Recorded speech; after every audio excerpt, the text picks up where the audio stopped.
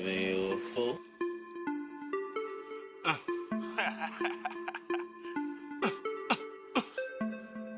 They know I'm the topic. Yeah, 2500.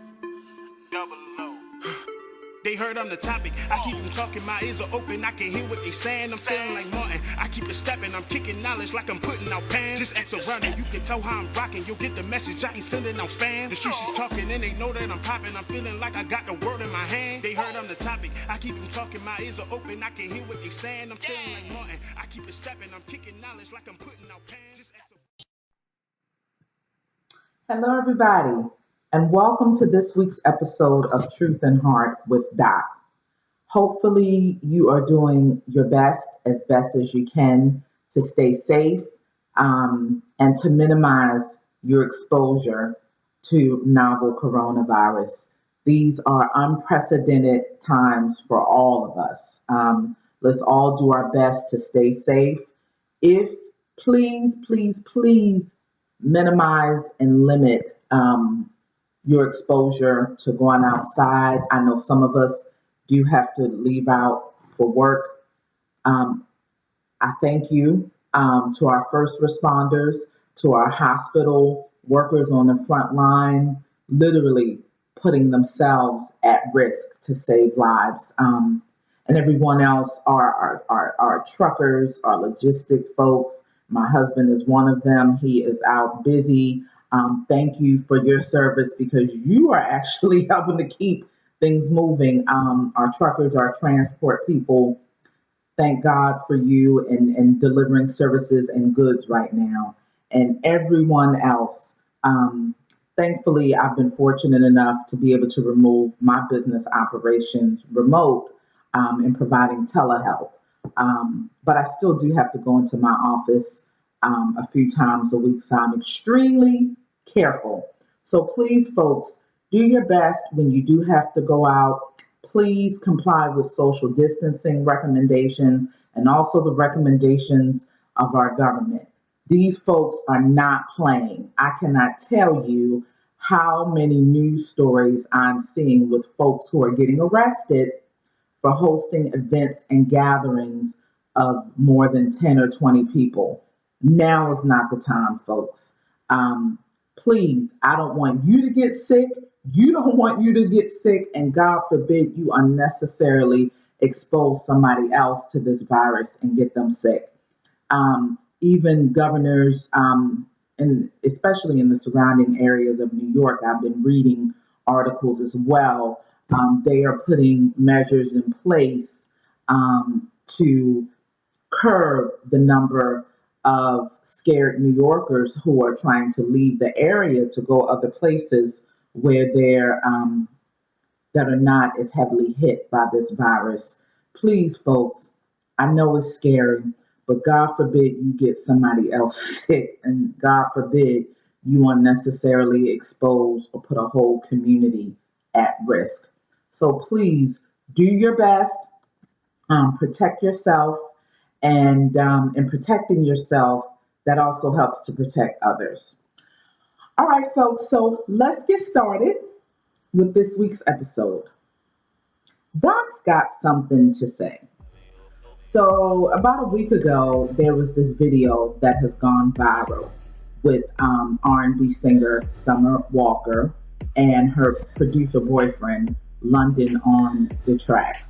And in the video, you see London with his hand around Miss Walker's neck in a tight grip.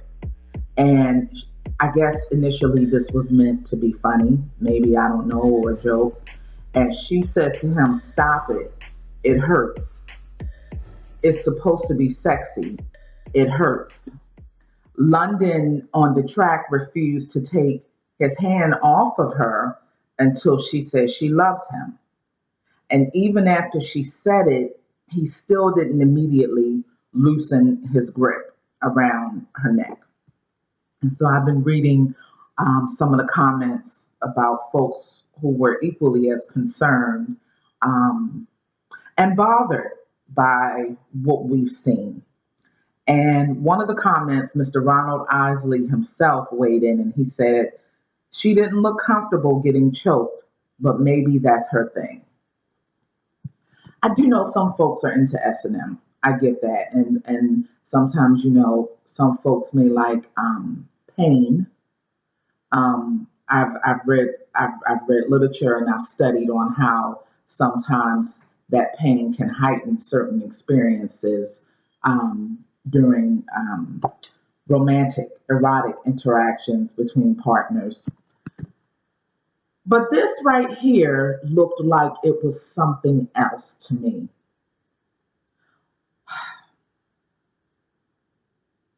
Can we get real with each other right now? Can we get real, folks? This bothered me. What are we doing in our relationships? What are we allowing to be done to us in our relationships? Domestic violence, folks. We let's just call it for what it is, potentially. And if it's not that, there are so many other folks who are in similar situations where there is a lot of violence going on. And I got to be honest with you, domestic violence is not just the physical hitting and punching, it's the emotional, verbal abuse, financial abuse, sexual abuse. Excuse me, I'm using my husband's mug. I can't find mine. But seriously, there are so many different forms of domestic violence. And I wonder how many of us are in these kinds of relationships and don't even realize it, or how often we minimize or dismiss or gloss over things that we shouldn't related to violence. Anytime you tell your partner or significant other that what they are doing hurts you and they insist or they persist, they don't stop what they're doing, that is a problem. I know because I am a survivor. I too was in a domestically violent relationship. See, folks, these things not are no respecter of people. I came from an intact family, a two-parent home. I didn't see any kind of violence growing up in between my parents. Um, they were very loving, very supportive. They nurtured me. I didn't have, any kind of abuse that I experienced or that I witnessed. We were very much working class, lower middle class family with a lot of structure and love. I'm a college graduate. I have several master's degrees and I have a PhD. I'm telling you these things because you never know what kind of situation you may find yourself in. Sometimes things can start off very slow and subtle. Not everybody's going to come roaring out of the gate like this threatening, like this bull in this china shop. Sometimes people are like perpetrators in particular are like literally are like wolves in sheep's clothing. A lot of them will lull you in. My husband says, he uses the analogy, they rock you to sleep. Get your guards down. And before you know it, before you even realize it, those little things become bigger and bigger until maybe one day you find yourself in a similar situation like what we just saw Miss Summer in, with somebody's hand around your neck, refusing to stop doing what they're doing because it's hurting you. purposeful. Thankfully, I wasn't in that relationship very long. But what I am saying, folks, is that it can happen. And what are you going to do when you find yourself in a situation like that with someone? And I got to be honest with you, my situation wasn't always physical. It was a lot of verbal and emotional abuse, which sometimes I think y'all chime in below. Y'all let me know. Fill up the comment section. Y'all let me know. Sometimes I have found that those verbal, emotional wounds, they last a lot longer and can cut much deeper than a physical hit. It can take a while. See, those physical injuries, not to minimize them, God knows I'm not, because I've had them as well. Those physical bruises, those physical injuries, those heal, right? Or we can put makeup or things, concealer over top of those things to hide it. But when somebody purposefully intends to injure you in your soul, to injure you in your heart, that's a different kind of abuse. Because what that does, that eventually, over time, will begin to change how you see yourself, literally, and the way you think about yourself.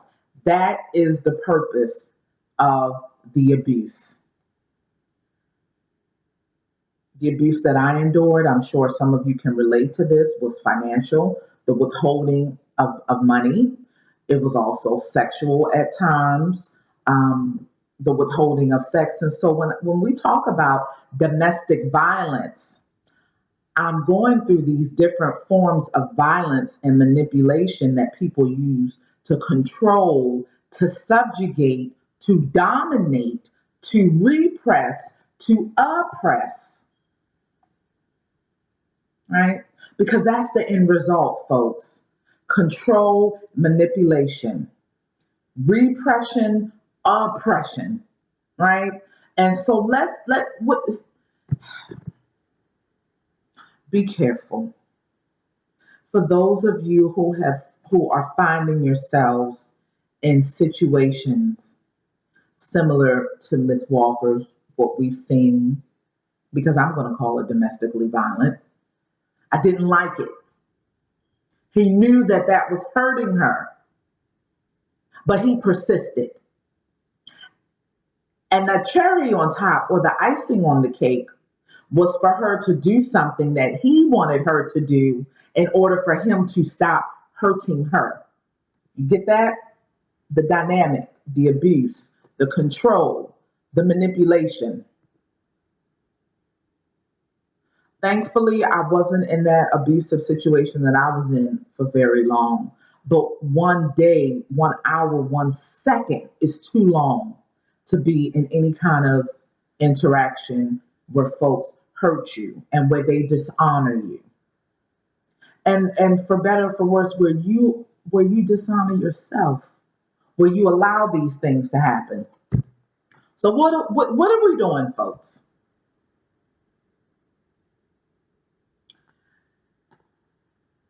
Are there people that you can go to for support? Is there at least one safe person that you can talk to without judgment, openly, honestly? Do you want to get out of those relationships? But do you not know how to? See, the thing about that kind of abuse, domestic violence, the abuser maintains his or her control over you by alienating you and by isolating you from your loved ones. They get here in your mind, and all that crazy mess, that toxic mess that they tell you, after a while, you begin to believe it about yourself. So eventually, they don't have to do things to keep you isolated from other people. you begin to isolate yourself. You get where I'm going with that? You cut yourself off from your emotional, physical supports. That's all part of the abuse cycle. That's all part of the abuse pattern. That's all part of how the abuse continues and is maintained. I'm coming to you folks today, trust me, not from a point of judgment, but from a point of empathy, from a point of real desperation, folks. What are we doing? What are we allowing to happen to us? This has got to stop. You know, in this age of social media, I love it. But nothing is off limits anymore. We post every and anything just because we can. And the fact that this interaction between Miss Walker and London on the Track was shared on social media because they could. What do you think happens behind closed doors? What they're not posting. Be careful, please. We've got to stop allowing others, we've got to dishonor us. And please, we got to stop dishonoring ourselves. I'm going to include links and information to domestic violence and domestic abuse hotlines. No need for shame. No need for embarrassment. You'd be surprised how many people have gone through and are going through and who have survived what you may be dealing with right now as we speak. You're looking at one of them. Okay? So you got to start, please start somewhere. Take a step, a safe step, because I know safety, when you're trying to remove yourself from these kinds of interactions, can be very dangerous sometimes. So please try to connect with at least one safe person that you can trust. Use the resources that I'm going to include. We got to start loving ourselves differently from the inside out. Okay? So we got to get ready to move on to our next segment. Mental health matters. So this is a topic that I've been thinking about for a very long time, and that I've been wanting to discuss. And this is the topic of mental illness, mental health problems in our communities, and substance abuse, in particular, marijuana abuse. So let's talk about it. There's still, for as much information,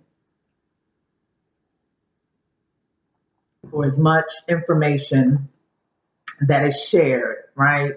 Shared online, and as much as we are having these conversations about mental health, trauma, and all of these things, there still is a lot of stigma. Mhm. There still is a lot of stigma around having mental health problems, least of all, going in for treatment, seeing somebody about those mental health issues, right? So I think that's where the conversation really breaks down. Okay, I can admit that I may have issues with depression. I can admit that sometimes I might hear voices. Okay, But then what do you do with it?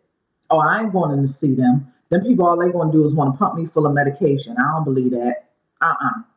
That's the second step to this. That's the second piece to this conversation.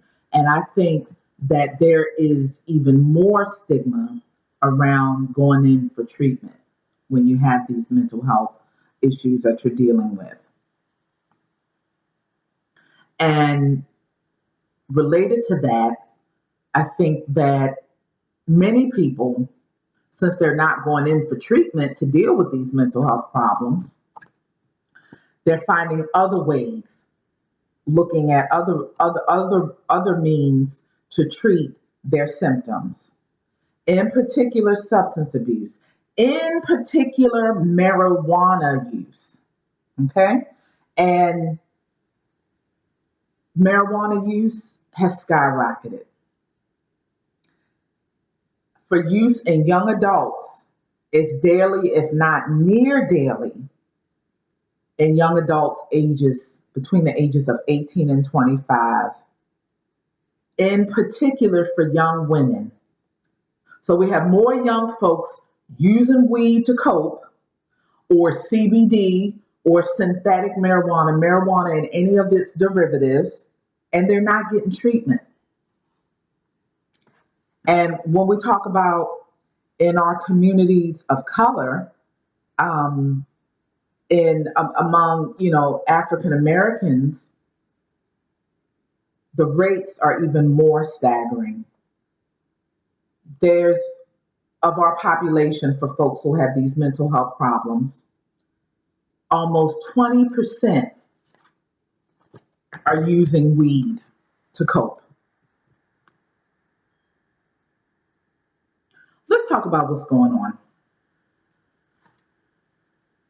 This marijuana and any of its derivatives is not helpful for treating issues related to depression, ADHD, PTSD, anxiety, or psychosis.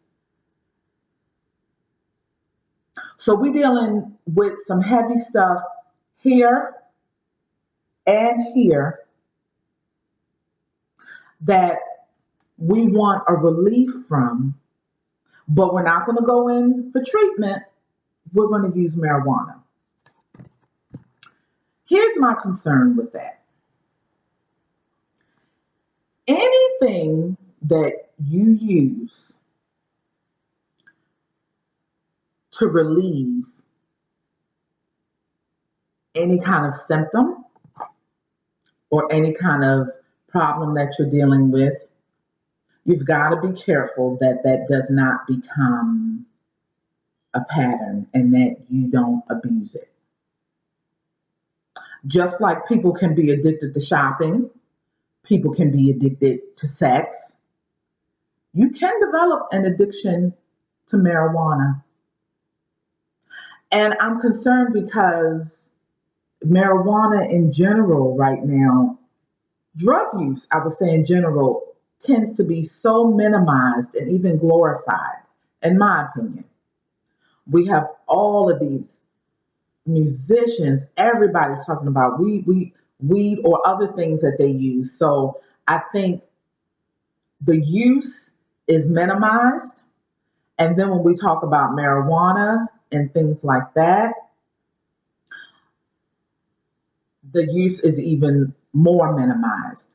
But if you're using that to cope with hearing voices or to cope with your panic, if that brings you some kind of relief once you use it and you continue to use it for that purpose, to the point of if you don't have it to use, you may experience an increase in some of those symptoms. Houston, we have a problem. That's where an addiction will come in at that point.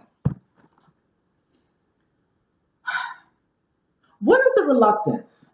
Why are folks, let's talk about that stigma for why we know we will acknowledge we have these mental health problems that we're dealing with.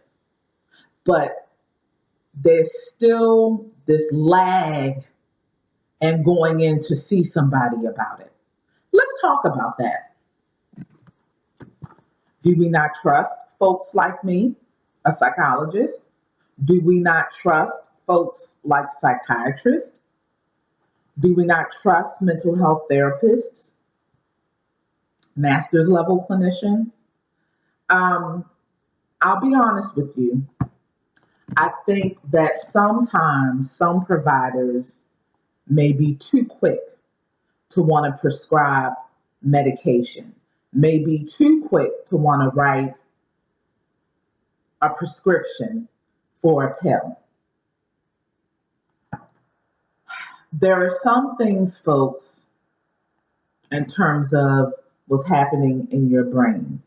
There are some things that sometimes you may need a prescription for, but not all the time. Is that perhaps what's contributing to the lag or to the gap or to the delay in folks going in to see a mental health professional? I'm not one, I do think medication helps, but I'm not one to necessarily, in my role, especially because I don't prescribe, but I'm often the liaison there between the prescriber and the family as a psychologist. So I do think that more holistic, non medication approaches and considerations should be given to folks. I do think that, absolutely. But folks, we got to get serious about this marijuana use.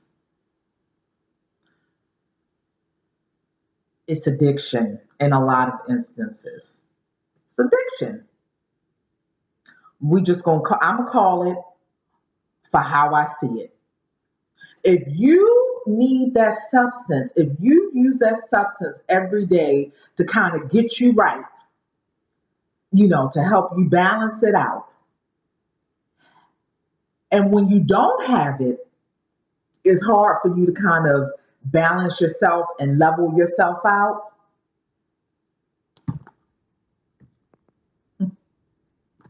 You know where I'm going with that. You know where I'm going with that. And let us not get on our high horses and say, well, I ain't no fiend, I ain't no addict, I ain't no junkie.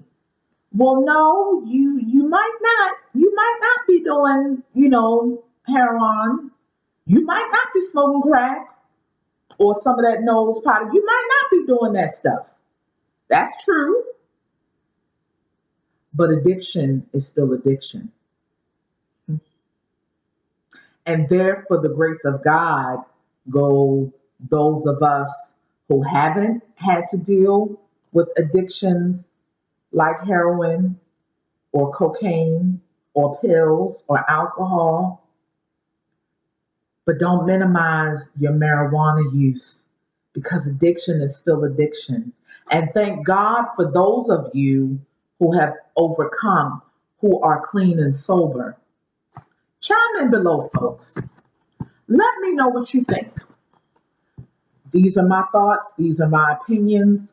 But folks, I'm here to tell you, I done seen a lot, treated a lot.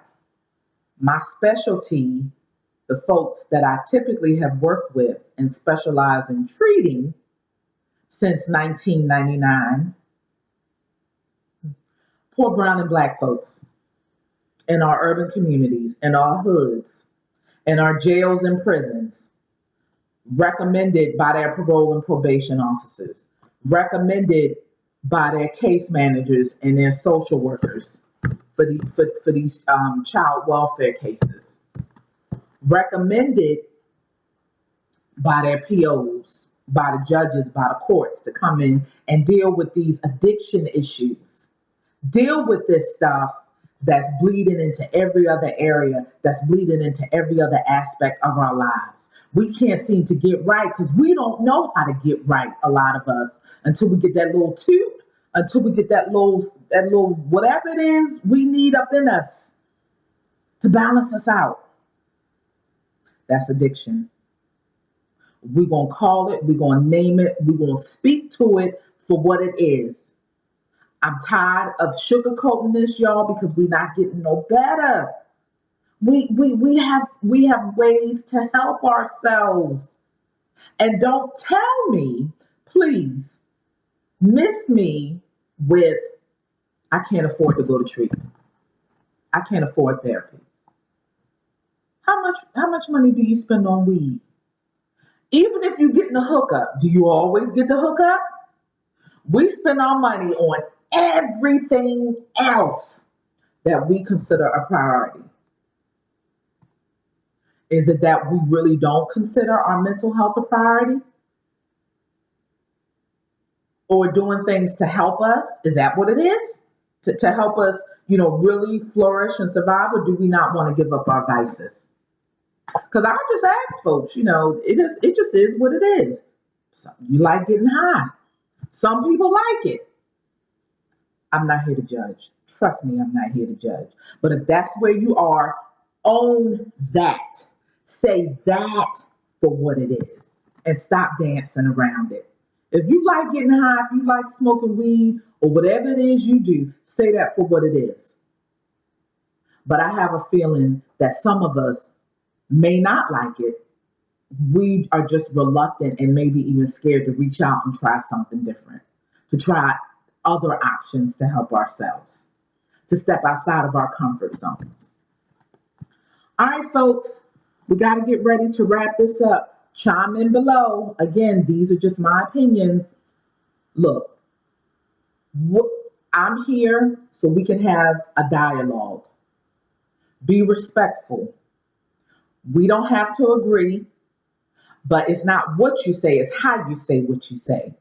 So let's engage in respectful dialogue with each other, okay? Because disrespect, name calling, none of that will be allowed or permitted.